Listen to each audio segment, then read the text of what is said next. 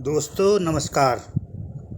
आज का विषय है भाजपा की विस्तारवादी नीति और उससे प्यार की पींगे बढ़ा रहे विभिन्न दलों के नेता। दोस्तों, आप देख रहे हैं कि भाजपा देश के अधिकांश राज्यों में सत्ता में है और जहां नहीं है वहां वह लगातार अपना जनाधार बढ़ाने के आड़े टेढ़े रास्ते अपनाने से भी गुरेज नहीं कर रही है। अभी महाराष्ट्र में सत्ता का तख्ता पलट होते हुए हमने देखा ही है। वहाँ उद्धव ठाकरे को धूल चटाने में एकनाथ शिंदे को कैसे भाजपा ने पर्दे के पीछे रहकर तैयार किया। धीरे धीरे सब परतें आज खुल रही हैं। खैर, इसमें तो उद्धव ठाकरे का अहंकार व प्रमाद भी मुख्य कारण रहा है, मगर भाजपा ने एक राज्य की सत्ता में अपने विपक्षी को हटाकर अपना दखल तो बना ही लिया ना। राजस्थान में सचिन पायलट ही कुछ नहीं कर पा रहे हैं तो वहाँ भाजपा ही क्या करे। वहाँ सचिन गहलोत के सामने रूठा मनाई का खेल तो खेलते रहते हैं, मगर कुछ खास कर नहीं पा रहे हैं।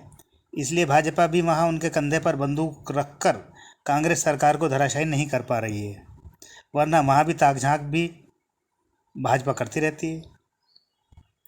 बिहार में जदयू को बीच बीच में ढोलक की तरह ठोक बजाकर वह देखती ही रहती है।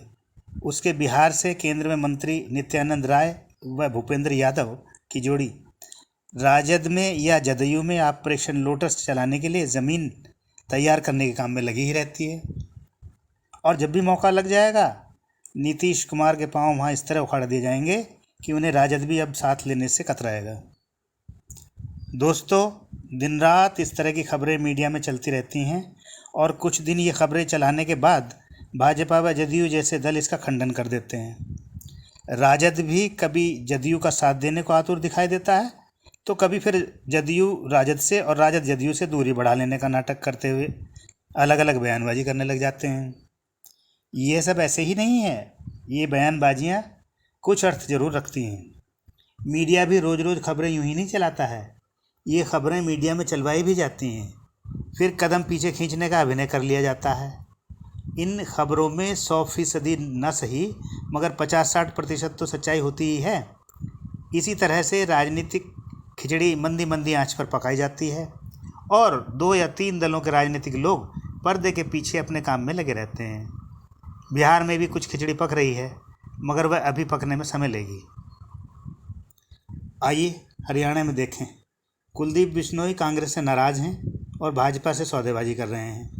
खबरें मिल रही हैं कि कुलदीप बिश्नोई को भाजपा पार्टी में लेने को उत्सुक तो है, मगर कुलदीप कुछ ज़्यादा मांग कर रहे हैं। उतना भाजपा देने को तैयार नहीं है। अर्थात भाजपा का ऑफर है कि पार्टी में आ जाओ, आदमपुर से इस्तीफा देकर चुनाव लड़ लो, चुनाव जीत जाओ तो खट्टर साहब के मंत्रिमंडल में एक सीट आप भी ले लो। मगर कुलदीप चाह रहे हैं कि उनके साथ साथ पार्टी उनके 3-4 लोगों को भी ले ले और आगे उन्हें पार्टी का टिकट दे दे। दोस्तों, अभी सौदेबाजी दोनों तरफ से जारी है। कुछ दिन में डील पक्की हो जाएगी तो कुलदीप बिश्नोई भी भाजपा में आ जाएंगे। दोस्तों, आप जानते होंगे कि कुलदीप बिश्नोई हरियाणा से कई बार मुख्यमंत्री रहे भजनलाल के बेटे हैं। अब वे खुद अपने बेटे भव्य बिश्नोई को भी राजनीति में लाने के इच्छुक दिखाई दे रहे हैं। इस नीति पर भी भाजपा उन्हें विचार करने को कह रही है, क्योंकि आप देख ही रहे हैं कि भाजपा आजकल परिवारवादी दलों की कटु आलोचना कर रही है। आइए आगे बढ़ते हैं। पंजाब में शिरोमणि अकाली दल बादल फिर से भाजपा की ओर लौटने को उत्सुक है, मगर इस बार भाजपा उसे भाव नहीं दे रही है। भाजपा अकाली दल से बहुत रुष्ट है। हाँ, वह अकाली दल में नेतृत्व परिवर्तन की मांग को जरूर हवा दे रही है। बादल परिवार से नेतृत्व हटवाकर बीजेपी किसी अन्य अकाली नेता को मिल जाए, इसमें ज़्यादा रुचि ले रही है। अकाली दल में भी शिवसेना की तरह ही असंतोष की आग सुलग रही है। कहा जा रहा है कि इस बार अमित शाह सुखबीर बादल से बहुत नाराज़ हैं। कारण, कृषि कानूनों पर जब अकाली दल ने भाजपा का साथ छोड़ा था तो अमित शाह कोरोना से ग्रस्त थे और अस्पताल में भर्ती थे। तब सुखबीर बादल ने उनसे फ़ोन पर बात की थी तो अमित शाह ने बहुत कहा उन्हें कि तुम एक दिन तो रुको, कल मैं अस्पताल से छुट्टी मिलने के बाद लौट रहा हूँ। मगर सुखबीर बादल ने अमित शाह की एक न सुनी थी और केंद्रीय मंत्रिमंडल से अपनी पत्नी हरसिमरत कौर के इस्तीफे की घोषणा कराई दी थी। अब जब सुखबीर बादल पंजाब में बुरी तरह चुनाव हारे हैं तो पछता रहे हैं। मगर भाजपा अब उन्हें पास फटकने नहीं दे रही है। भले ही अकाली दल ने द्रौपदी मुर्मू का समर्थन करने की भी घोषणा कर दी है।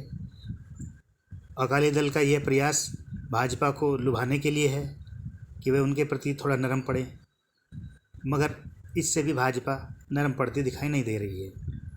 इस तरह कई अकाली दल के नेता भाजपा में आने के लिए रास्ता ढूंढ रहे हैं। या तो ये होगा कि अकाली दल में जल्दी ही नेतृत्व परिवर्तन होगा और नए नेतृत्व परिवर्तन वाले अकाली दल के साथ भाजपा भविष्य में दोबारा गठजोड़ कर सकती है, और ये संभव ना हुआ तो कुछ अकाली दल के नेता अकाली दल छोड़कर भाजपा में शामिल होंगे। इसी तरह की खिचड़ी जम्मू कश्मीर में पक रही है।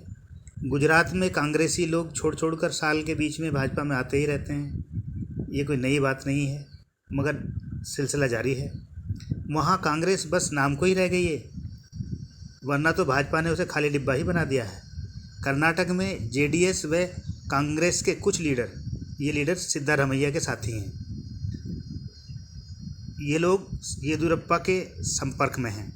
तेलंगाना में भी भाजपा इस या उस तरह अपने पैर पसारने के यत्न कर रही है। टीआरएस और कांग्रेस से कुछ लोग आने वाले समय में जल्दी ही भाजपा में आते दिखाई दें तो चौंकिएगा नहीं। तो दोस्तों, आप समझ ही गए होंगे कि विभिन्न दलों के नेता अब भाजपा का अच्छा समय चलता देख रहे हैं तो उसमें आने को बेताब हैं।